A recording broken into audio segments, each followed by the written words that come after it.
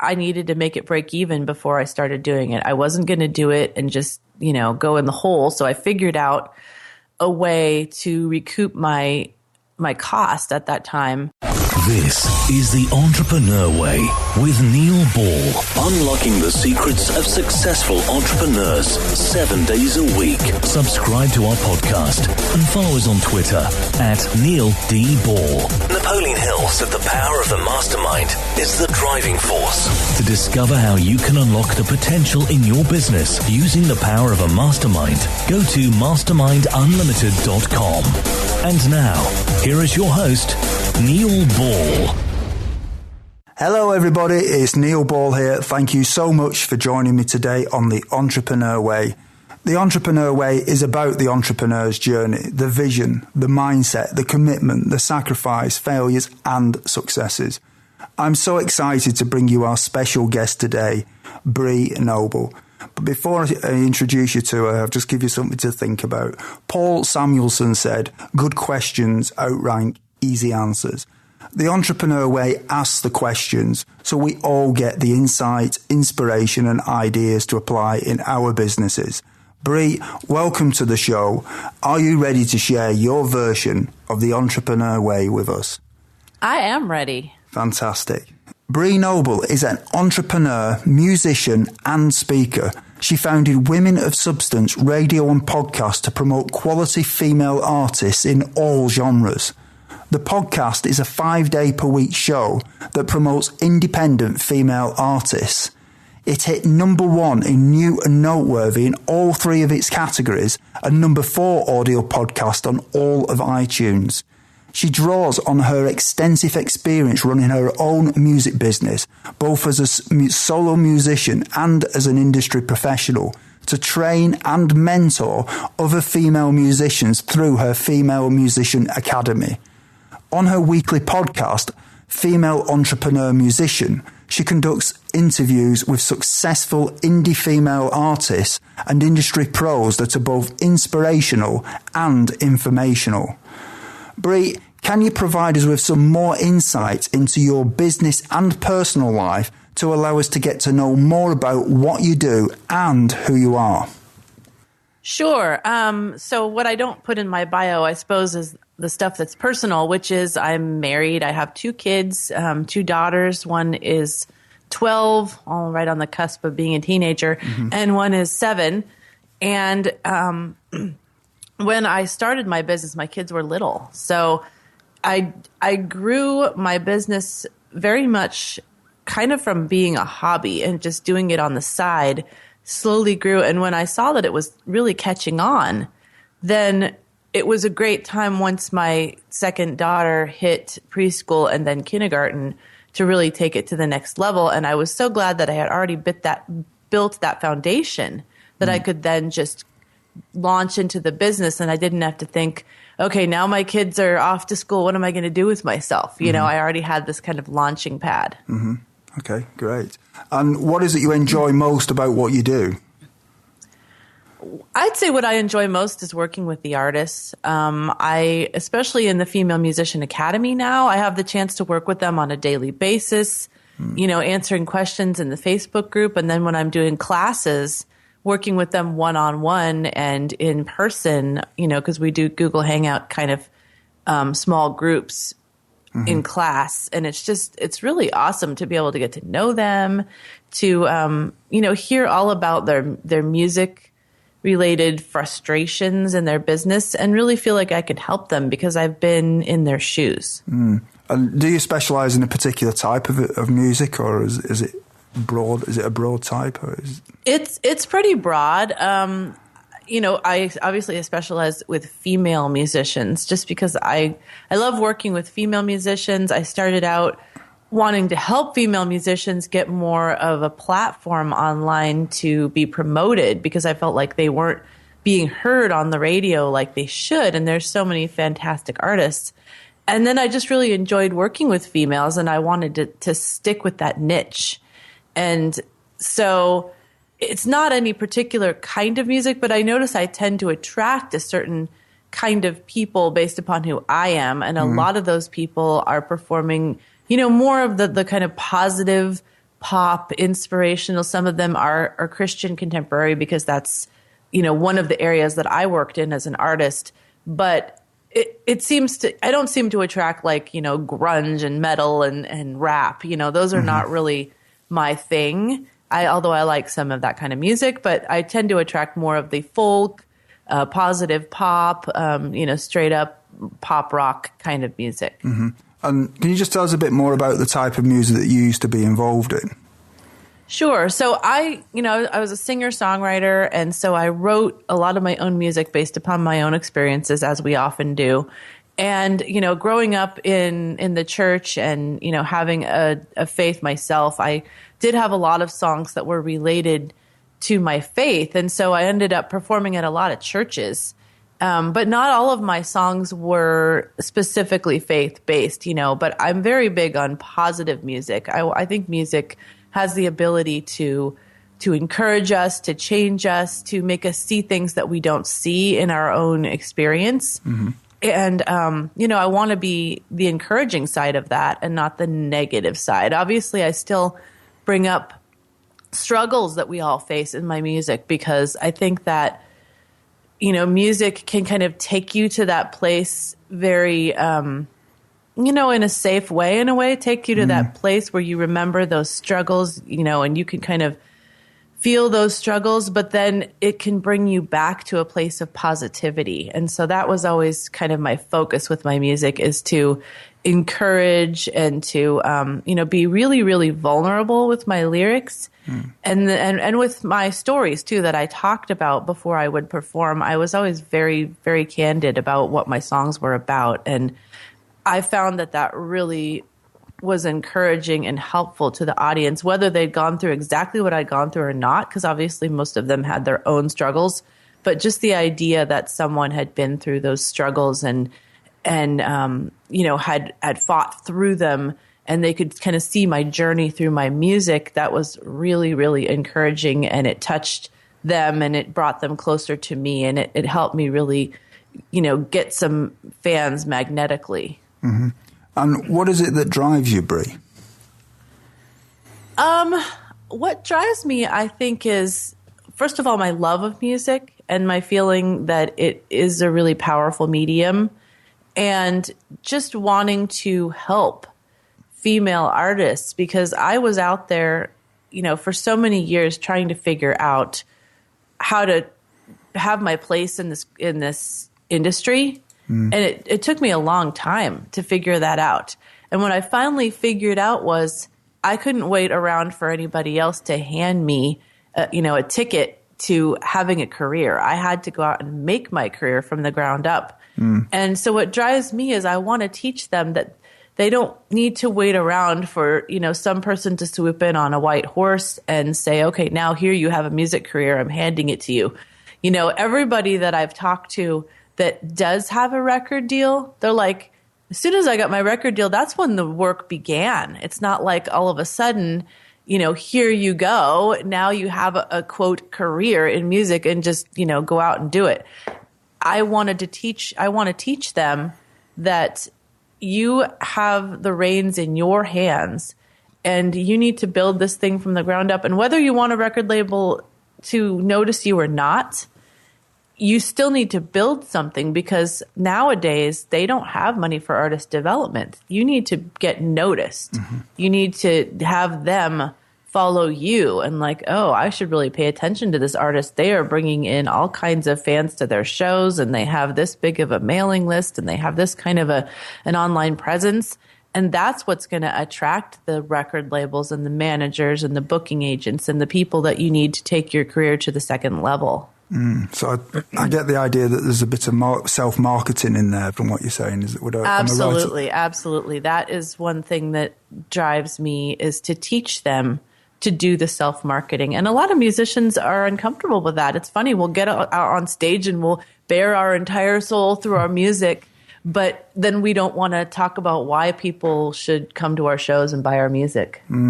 Yeah, it's a bit difficult. It's a very tough industry, I think, the music industry, isn't it? Because I get the idea it is, not knowing an awful lot about it. There's a lot of competition of people trying to get into it, though, I think, isn't there? So Yeah, there's a lot of competition, and it is hard. But I also believe that every artist has their own corner that they can claim. And, not everybody in the world has the same taste in music. And, you are going to attract the people. It's just like in business. You're going to attract the people that you're going to attract. You just have to put yourself out there to attract them.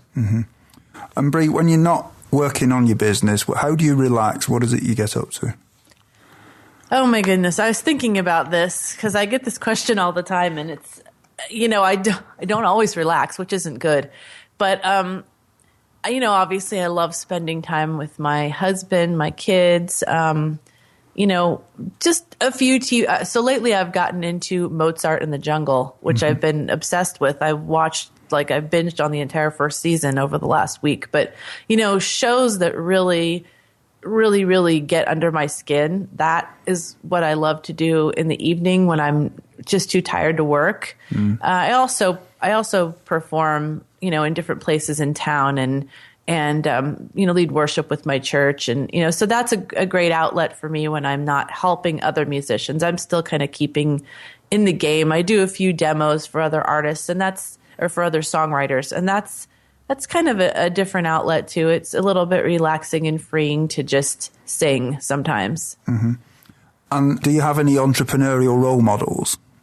I mean, I suspect you've probably got different ones to a lot of people have with your background there. So it'd be interesting to hear who motivates you. Well, it's funny because there aren't a lot of people out there that are doing this the way I'm doing it with music. So there aren't really that many entrepreneur role models in the music side that I have. There's a few people that I've interviewed on my show that are music coaches that I really admire, one of which I interviewed very recently named Tamara Gallon. She's actually from England. And, she really, I felt like she was just my sister as far as having the same philosophy as I do. But most of my role models are really in the business world. And because what I want to do is bring this business world to the musicians, because most of them are completely clueless about how the business world works and how it can help them. I really seek out role models in the business world. So, I started out, really one of my major role models was John Lee Dumas because he had a successful podcast. That's what I wanted to do. And, so I followed a lot of what he did. I was in his elite mastermind and learned a lot from him. And then, kind of struck out on my own. And some of my role models probably would include Pat Flynn and Brian Harris, just because they're super transparent with what they do. And I love that. I love watching them. They are willing to give all their numbers publicly. I can analyze what they're doing and see how that's going to work in my business. They're not holding anything back. And I think that's really attractive. Yeah. And also a female role model for me was probably Shalene Johnson, because she approaches business the way that I do. She's very practical minded. She's very specific in her teaching, which I love. She's never vague. She's like, this is how I do it. This is why I do it this way. And to me, what's the point of teaching people stuff if you're going to be vague? Even on her podcast, she gets very specific and about what she does and why she does it that way. And I've learned a lot from her, and I've taken a lot of my style from what she does. Okay, thanks for that. So, Bree, can we now go back to the time before you were an entrepreneur and just talk about what sort of difficulties you had to overcome when you started your business? Before I was an entrepreneur, I worked actually as a director of finance at an opera company. So hence one reason why Mozart in the Jungle has recently become my favorite show, because it's very similar. It's about a symphony orchestra, and I worked at the opera, worked behind the scenes all the time. But it was really cool. I got to go sit in the front row for every show and, go to all the after parties and all the fancy balls and all that stuff. But on the other hand, it was really stressful because the arts are a very difficult industry. Working in a nonprofit and being the accountant there is stressful because the flow of money is never even. There's some times of the year when we have a ton of money and you feel like on top of the world. And then there's other times that you're scraping by and you're calling the bank every night to make sure that your payroll is going to go through. So that was really stressful. And I loved working there, but there was just a lot of drama, a lot of stress. And once I started having kids, I was like, I just don't know if I could take this anymore. And so this whole time while I was at the opera, I was trying to do a music career on the side. And I certainly would have quit the minute that I had a quote music career where I could say I'm full time and, you know, I can afford to quit because I was making pretty good money. But I was not being able to get a full time career because I had no clue how to build a business as a musician. I was trying to be in all these other bands and kind of grab onto their coattails and not figuring out how to do this as an individual. And so finally just the stress and having my first child and trying to juggle everything just drove me to quit anyway and reorganize my lifestyle and, you know, scale down and move closer to my husband's work so I could then be home with my daughter. And at that point, I'm like, okay, now I have time to really focus on the music career because I'm not doing anything else. And that was when I started to really hone in and figure out that I needed to be my own advocate as a musician. And that was when I really started the first stages of my business. I mean, obviously, then I was a musician, and that was when I built my music career and I toured and all that stuff. And that's very different from what I do now, but it's the basis for what I do now. Otherwise, I don't feel like I could talk honestly to the musicians because I hadn't been in their shoes. So that needed to happen first. Oh, that's great. Did you have any doubts that delayed you starting your business? Well, certainly on the music side, I had a lot of doubts. Obviously, I spent 10 years trying to figure out how to do it.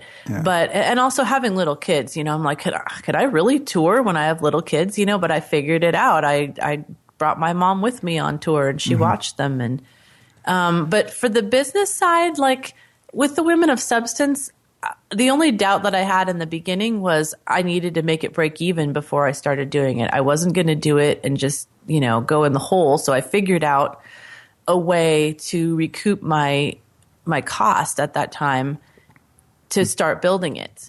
And I built it so slowly because I was home with kids that like the first 5 years, it was just this slow building, at least maybe the first 4 years. And then the 5th year, we became a professional station and I started selling advertising and all that. And so every year I just built it. So I don't know that there was any doubts. There was certainly a doubt when I moved to doing the Female Musician Academy because I'm like, do I have what it takes to be a teacher to these people? You know, I needed to feel like I was going to be able to give massive value before I started selling something, you know, and there's always that imposter syndrome. Like, you know, I'm not some super successful entrepreneur yet. I was a musician and successful, but I wasn't like, you know, I didn't have Grammys and all that. Are they really going to listen to me? You know, those kind of doubts. Okay. And what mistakes did you make that slowed your journey? I'd say with the Female Musician Academy, for a while, I was like, oh my gosh, I need to build this huge platform before I could sell anything to anyone. And so that was the biggest mistake because it held me back for several months of when I think I could have launched just because I thought that. And then I finally, you know, I was on a call with John Lee Dumas and I said, you know, my understanding is that I need to build this whole thing before I sell it. And he's like, that's crap. You need to sell it now. Like you have the authority. You have this list of people that know you. You need to sell it based upon your credibility, give them a good discount, get them in there, start building it. And then you can use that as testimonials to get more people in there once you've built the platform out a lot more. And so I'm really glad that I finally asked that question and that I took his advice. It probably took me another 2 months to have the guts to take his advice because there's still a lot of things you need to do. You need to actually have a platform and figure out the right way to do it and all that, you know. But yeah, I'm so glad that I asked that question. I took his advice. But if I had could go back, I would do it much earlier, I think. Mm-hmm. And what are some of the things that you did before you started your business that would be helpful tips for some of the listeners who haven't yet taken their first step of the entrepreneur way? Well, the biggest thing I think is growing my list. And my following. I mean, because I had Women of Substance, it's an aligned pursuit to what I wanted to do with the Female Musician Academy. And so I had been building that as a brand, as a list, as a following on social media for years. And I built it slowly. But when it was time to launch, I had a list. I had a list of, 3,500 people. Mm-hmm. And so that was what allowed me to actually launch when it was time and have the credibility to be able to launch. I couldn't have just started with nothing. Mm-hmm. So I think whatever niche you're in, you need to go out there and start building your list. Yeah, that's some great advice, because that's pretty universal in most businesses, I think, as well, isn't it? It's not just what you do. I think that applies to any business. So mm-hmm. That's great. So, Bree, can we just move forward now to your entrepreneurial journey itself and just talk about a few things there? So, do you think culture is important from the beginning in a business, in terms of how the culture you create within the business with people that you work with and things? I think so. Within a business where, for me, I didn't have any employees for a very, very long time. But I think the culture that I created within having all of my customers or the artists that I work with, it was super important for them to feel like they could trust me. Because musicians get really frustrated when they feel like they're having to outlay money upon money to promote themselves, and they're not bringing in the kind of money, and mm-hmm. so they just feel like everyone's taking advantage of them. And so for me, I had to really develop this trust with my artists and promote the fact that I'm on their side, because otherwise they're just going to feel like I'm another one of those people that's taking their money and not giving them anything in return. I wanted them to understand that I was going to give them massive value, but yet, yes, I need them to invest a little bit of money with me, even if it's just, $15 or whatever, to have their music reviewed so I can decide whether they belong on my radio station. I've got to run my business. So I can't do that for free. And I need them to understand that, but I also need them to understand that I am going to provide them with as much value as possible because I'm on their side. Mm-hmm. And knowing what you know now, is there anything that if you'd known it when you started out, would have helped you to shortcut the learning curve? I would say just again, like the whole thing about building my platform and not waiting around until I had something built. I probably could have started the Female Musician Academy 6 months to a year earlier. Mm-hmm. And that would have been good, but I didn't do it. And I wish I had, but it turned out fine in the end, but it would be nice. You can always hope to get more time back, because time is the thing that you cannot ever get back. You can make more money and stuff, but you can't make more time. So, I wish I would have just moved into that area a little earlier. Mm-hmm. And how much does gut feeling influence your decisions in your business? I'm a really practical person, so I'm not sure that gut feeling plays that much of a role. I always validate my decisions. I'm always in a mastermind or have an accountability partner or a mentor or something that I run through all my decisions with, because I don't know if I trust my gut feeling. I mean, I have certain gut feelings, but I want to go to someone who's already done what I'm doing, or at least has experience with it, and glean what I can from them, because why should I screw up when I have the opportunity not to? Yeah, absolutely. It's interesting, though, because when I talk to different people, there seems to be a whole range of different answers on this, of people at one extreme, people at another, and then people somewhere in the middle. So I always think it's fascinating just to see how different people apply gut feeling or not, or how much they do. So, Bree, life is made of constant change, whether we like it or not. So I believe that one of the only constants in life is change. So how do you try to keep up with change in your business? I think the biggest thing is to stay educated. Like I'm constantly learning. I'm constantly learning from people that I respect and watching their business and try to model my business after that. And, if I do that and I watch people that are a little bit ahead of where I am, I can see where the changes have hit them and I can be ready. Yeah. To me, it's like, why should I be this lone ship sailing on the sea when I can have a whole fleet who's out ahead of me watching to see if a storm is coming, Mm-hmm. That's a good philosophy. Bree, what is your favourite book on entrepreneurialism, business, personal development, leadership, or motivation? And can you tell us why you have chosen it? Sure. I think my favorite book is probably The One Thing by Gary Keller and Jay Papasan, because I have a tendency to get distracted by like a lot of really exciting things that I can do in my business, and they're all good, but then probably you end up doing all of them, half-ass. Like you just, it's so easy to like, this week I'm like, oh, I've got to do this in my business. And then the next week it's like, oh, I heard this person doing this thing and they're crushing it. I need to do this, And so what I need to really do is focus on one thing, at least for 90 days. And so I can just really, really hone in on that thing, do a good job at it, and then move on. So that's what that book really solidified for me. Excellent. Thank you.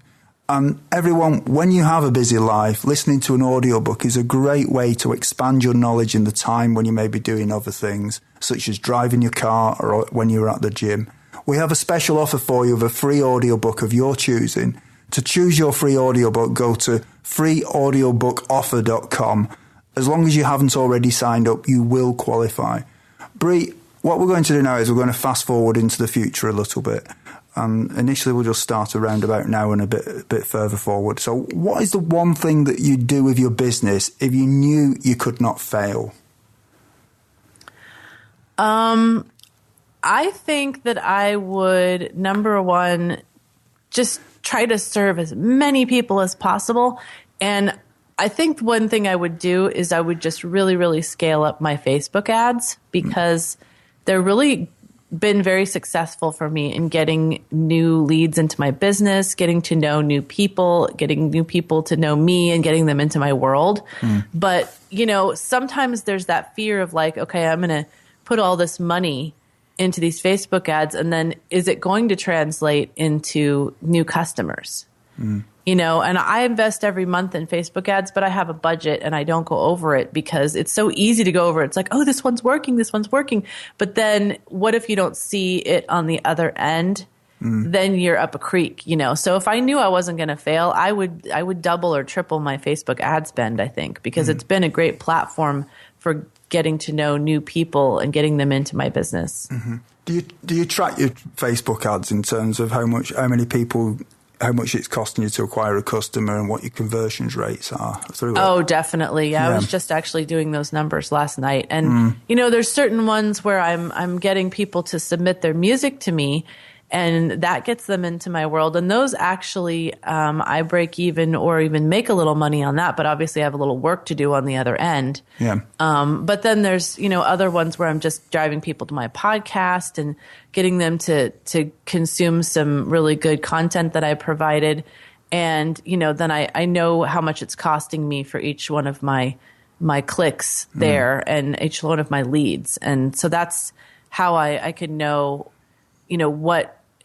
what I'm spending and how much it's working. But I do set an amount per month. Yeah. And I kind of watch my ads that way. And if I'm starting to go over, then I pull back one or the other. If I have some special thing that I'm promoting, like a webinar, then I'll scale it up for just a few days, and then I'll scale back in the other areas. Because I want to keep that, it's really important to me to stay on budget. I can understand that. I think the one thing with doing that kind of thing is if you've got a good grasp of your numbers, ultimately it should self-finance itself, shouldn't it, eventually, once you understand your numbers and you get the trend and everything in there. Yes, and I've scaled up my Facebook ads in the last 2 and 3 months. Yeah. And I don't quite have enough data to feel like, okay, I can really scale this thing up now because I know exactly what it's going to bring on the back end. So I'm still working on that. I think maybe in another 3 months, I'll be like, okay, I know if I put in this much money, I'll get out this much money. And right now I don't have an absolute clear picture yet. I just have enough to know that it's really working. But you're getting there. So what skill, if you were excellent at it, would help you the most to double your business? I would say for me, it's probably building funnels because, and I think I've really gained a lot about that skill, but I'm not very fast at writing copy. I'm not as fast at designing the page. And, it's because I'm doing this all myself. Yeah. That's something I'm not outsourcing at the moment. And I probably should, but I really like doing it and I like customizing everything, but I feel like I just need to get more funnels out there to get people into my business, because once they are and get to know me and trust me, then, we end up having a really great relationship over the years and they'll do more business with me. But I need more touch points out there. And those are usually through different kinds of funnels that I'm advertising certain courses that I have created in the academy that will interest, specific groups. So I'd love to be able to just whip out a funnel in an afternoon, and I'm not quite there yet. Yeah, they're quite time consuming, I think. So. Yeah. In 5 years from now, if a well-known business publication was publishing an article about your business after talking to your customers and suppliers, what would you like it to say? I would love for it to say, first of all, that, they consider me a friend, they consider me a trusted source and someone that provides huge amounts of value to them. But I'd also just love to see many of them get profiled and their businesses get the spotlight of like, I started out with nothing and now, I've got, 5,000 loyal fans. I'm making this much money a month. I'm touring and I'm performing at these amazing venues, Yeah. I would love to just mostly spotlight and profile the people that I work with to see where their careers have grown in that 5 years. And, hopefully I have been a major part of that. Mm-hmm. Sounds good. So we're now at the part of the show where you share 3 golden nuggets with us. So, Bree, what is your favourite quote and how have you applied it? My favorite quote is definitely, and I'm not sure if I'm going to get this exactly right, but the more people you help get what they want, the more you'll get what you want, the Zig Ziglar quote, because for me, it's all about, as I was just saying with what I want people to say about me in 5 years, it's all about me pouring out great value to these artists and helping them get where they want to go in their career. And that is going to get me what I want because it's going to grow my business. The more people that see that the teaching that I'm giving out is helping other people, the more are going to want to come in. And, it's just this great cycle that I want to create in my business. And I want to feel like I'm helping people, but also get what I want as far as growing a business that I can do on my own terms, that's flexible, and that I just get to work with cool people. Mm-hmm. Well, it sounds like you're getting there. So, and do you have any favourite online resources that you can share with us that would be useful to the listeners? Let's see, what I use every day. I definitely use Meet Edgar to do my social posting, which has been a lifesaver for me. But I also have a couple of outsourcers, and I've gotten them through Virtual Staff Finder, which was a godsend for me because I was super nervous about going on, Upwork or any of those places and, trying to find outsourcers because I just didn't know if I was going to get quality people. And so using Virtual Staff Finder was great because I got 2 really good assistants through that. And I've been working with them now for 7 months or something. And it's just so easy to work with outsourcers when you actually interview them and there's a process and they go through and do a whole personality analysis on them to see if they're going to be a good fit for me and stuff. And it's just made it so much easier than trying to do that on my own. And what is your best advice to other entrepreneurs? Boy, that's a general question. My best advice is, as I said earlier, start building your list even if you don't have a product. Start interacting with your future audience. Yeah. And, I also think just being transparent as much as you can, being vulnerable, because those are the kind of entrepreneurs that really draw me in. Like I said, Pat Flynn is one of those who just, does everything out in the open. Yeah. And Brian Harris is one that I've really started watching because he calls what he does learning out loud, which I love because it allows us to learn along with him. But also because he's done so much learning out loud, he's become an authority. And so I think that that's really attractive.